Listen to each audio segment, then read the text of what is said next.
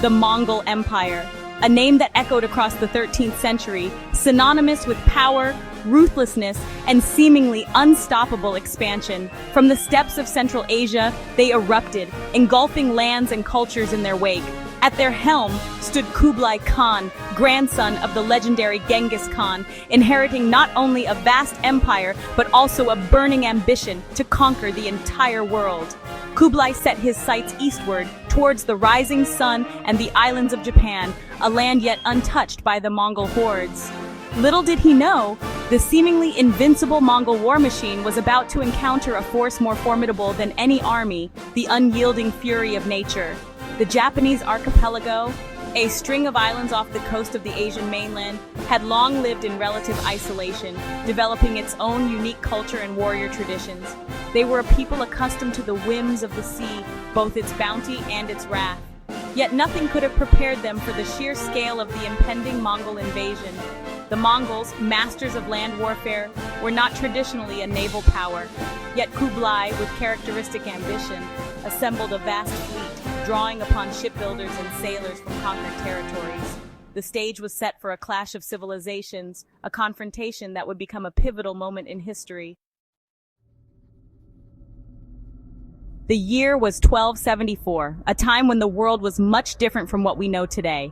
Across the Tsushima Strait, a dark cloud approached Japan, not of rain, but of ships. These were no ordinary vessels. They carried the weight of an empire's ambition. Hundreds of vessels bearing the banners of the Wen dynasty descended upon the unsuspecting islands of Tsushima and Iki. The sight was both awe-inspiring and terrifying, a testament to the might of the Mongol Empire.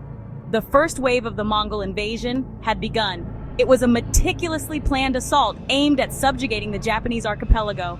These initial assaults were swift and brutal. Villages were razed, and the local populace was thrown into chaos. The Mongols, known for their ruthless efficiency, left a trail of destruction in their wake. The Mongol warriors, hardened by years of conquest, easily overwhelmed the local defenders. Their tactics were unlike anything the Japanese had ever faced, combining speed, ferocity, and strategic brilliance. Panic spread through the nearby islands as news of the invaders reached the Japanese mainland. The people, unaccustomed to such a formidable foe, were gripped by fear and uncertainty. The shogunate, the military government of Japan, scrambled to mobilize its forces, the famed samurai warriors. These elite fighters, bound by a code of honor, prepared to defend their homeland with unwavering resolve. The Mongols, emboldened by their initial victories, pressed their advantage, landing on the shores of Hakata Bay in northern Kyushu. Their objective was clear: to conquer and subjugate. Fierce fighting ensued, the samurai, with their curved swords and unwavering courage, clashing head-on with the disciplined Mongol archers and infantry. The battlefield was a cacophony of clashing steel and war cries. The battle raged, neither side gaining a decisive advantage. Then the weather intervened. Nature, in its unpredictable fury, would play a pivotal role in the unfolding drama. A typhoon, howling in from the east, smashed into the Mongol fleet anchored in Hakata Bay. The storm's ferocity was unmatched, a force of nature that neither side could have anticipated. The storm, of unprecedented fury, tossed the Mongol ships like toys, smashing them against the rocks or sending them to the bottom of the sea. The once formidable fleet was now at the mercy of the elements. The Mongol invasion force, already weakened by the fierce resistance, was decimated. The survivors, battered and demoralized, faced the grim reality of their failed conquest. Thousands perished, swallowed by the waves, their dreams of conquest dashed upon the rocks of a foreign land. The storm had turned the tide, leaving a haunting reminder of nature's power and the resilience of the Japanese defenders.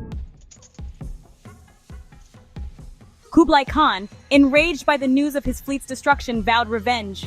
The loss was not just a military defeat, but a personal affront to his authority and the might of the Mongol Empire.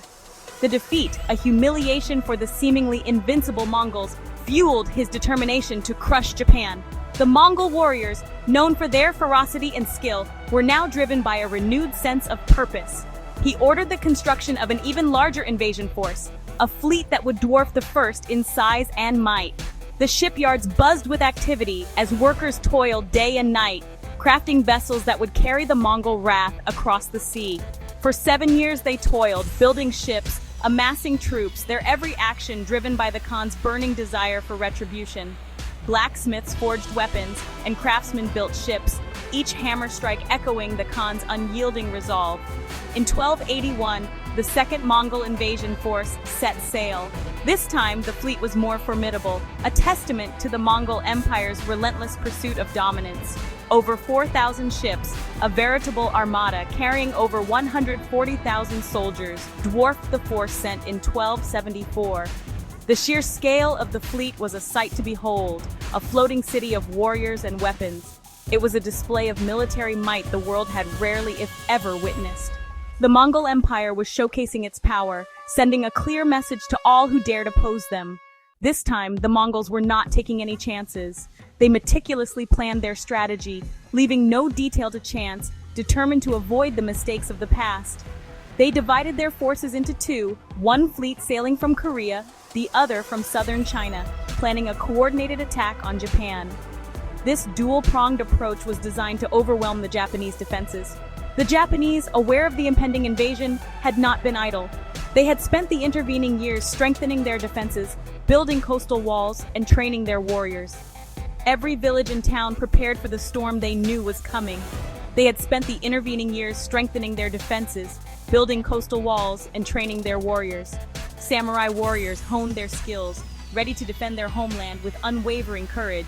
The Mongol fleets converged on the Japanese island of Tsushima, aiming to use it as a staging point for their invasion. The island's strategic location made it a crucial target for the Mongol forces. However, the Japanese defenders, well prepared and determined, put up fierce resistance, delaying the Mongol advance. The battles were intense, with both sides suffering heavy casualties. For weeks, the two sides clashed in a series of bloody skirmishes, the outcome of the invasion hanging in the balance. The waters around Tsushima ran red with the blood of warriors, each side fighting with unyielding resolve. As the Mongol forces prepared for their final assault on the Japanese mainland, a storm gathered on the horizon. The air was thick with tension, and the sea began to churn ominously. The Mongol fleet, vast and formidable, seemed unstoppable as it approached the shores of Japan. It was unlike any storm the seasoned Mongol sailors had ever witnessed, a monstrous tempest of wind and fury. The sky darkened, and the winds howled with an almost supernatural intensity. Waves, towering and relentless, crashed against the ships, threatening to capsize them. The storm, later known as the kamikaze, or divine wind, descended upon the Mongol fleet with terrifying force. The term kamikaze would forever be etched in history, symbolizing a miraculous intervention.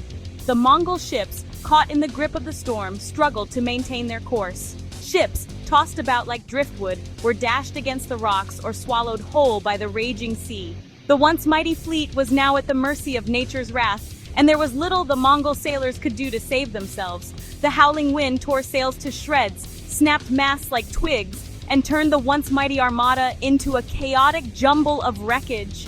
The sea was littered with the debris of what had been a formidable invasion force, now reduced to splinters and fragments.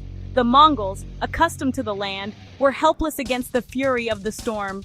Their experience in battle was of no use against the relentless power of the elements. Panic and despair spread among the ranks as they realized the hopelessness of their situation. Tens of thousands perished, drowned in the churning waters or crushed by the debris of their shattered ships. The sea became a graveyard for the invaders, and the scale of the disaster was unimaginable. The storm raged for 2 days and nights, and by the time it finally subsided, the Mongol fleet was no more. The once threatening armada had been utterly destroyed, leaving only remnants of ships and scattered wreckage in its wake. The invasion, once filled with such promise for Kublai Khan, had met with utter and complete disaster. The great Khan, who had envisioned a swift and decisive victory, was now faced with the reality of a failed campaign and the loss of countless lives. The Japanese, witnessing the destruction of their enemies, attributed their salvation to the intervention of the gods. They believed that the divine wind had been sent to protect their homeland from the foreign invaders, a sign of favor from the heavens. The kamikaze, they believed, was a divine wind, sent to protect their land from foreign invaders. This belief would become deeply ingrained in Japanese culture, symbolizing divine protection and national resilience. This belief, deeply rooted in the events of the Mongol invasions, would have a profound impact on Japanese culture and history for centuries to come. the story of the kamikaze would be passed down through generations, a testament to the enduring spirit of the Japanese people. All right, folks, now we're getting to the heart of the matter. It's time to unravel the mystery. You see, this isn't just any ordinary puzzle. It's a complex web of clues and hidden meanings. So let's take it step by step and piece together the elements that have been eluding us. Are you ready? Let's dive in. In the aftermath of the Mongol invasions, Japan faced a period of significant transformation. The samurai class emerged stronger, and the feudal system was solidified. This era laid the foundation for the Japan we recognize today, a nation shaped by resilience and adaptability. Meanwhile, the Mongol Empire, though vast and powerful, was not invincible. The failed invasions of Japan marked a turning point, signaling the limits of their expansion. The empire began to fragment, and internal strife weakened its once formidable hold over Asia. The term kamikaze, which means divine wind, has since become a symbol of miraculous intervention in Japanese history. It represents not just the typhoons that thwarted the Mongol fleets, but also the enduring spirit of the Japanese people. This legacy continues to be remembered and honored in various cultural and historical contexts. As the winds subsided and the seas calmed, Japan entered a new chapter. The threat of Mongol invasion had passed, but the lessons learned and the changes implemented during this tumultuous period left an indelible mark on the nation's identity. The story of the Mongol invasions and the kamikaze winds remains a testament to Japan's enduring strength and resilience.